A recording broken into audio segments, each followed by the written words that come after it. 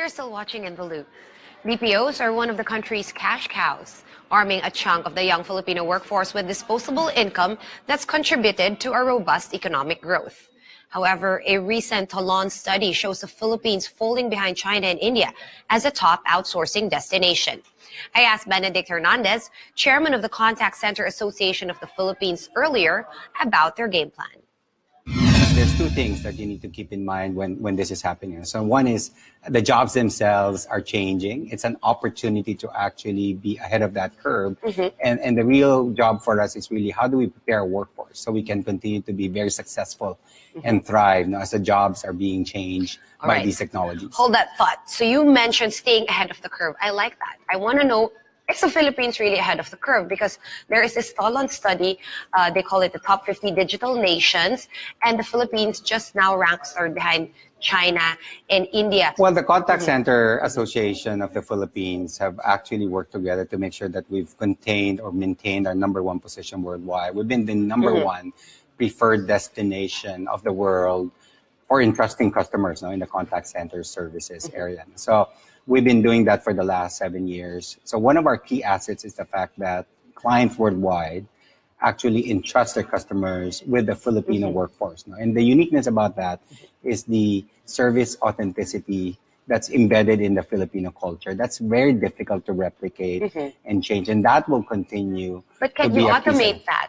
That's the one. That's the one that's very difficult to automate, right? Which is the sincerity of the Filipinos in the terms human of service. touch. Yes, absolutely. Now, what we do need to make sure that we invest in is really original or intellectual property when it comes to technology innovations. The scary part is a lot of people are scared that these could take their jobs still, especially if you're on the less skilled set of the service, right?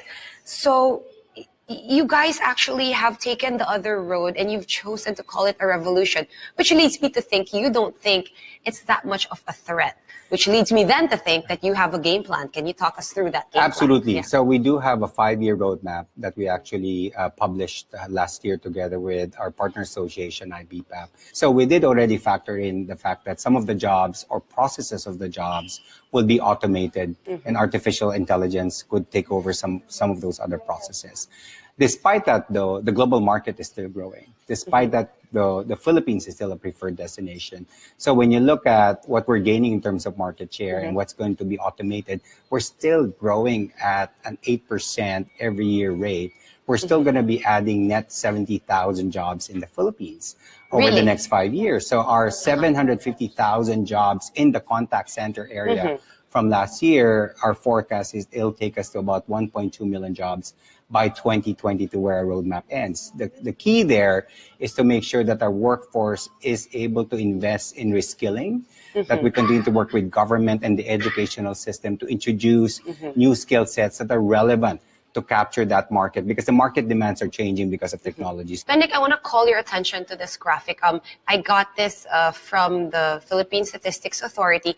We'll show you BPO investments falling. Now, just today, the Inquirer actually noted how much they've fallen by. So very clearly, 2016 figures are the higher ones and the 2017 figures are the lower ones.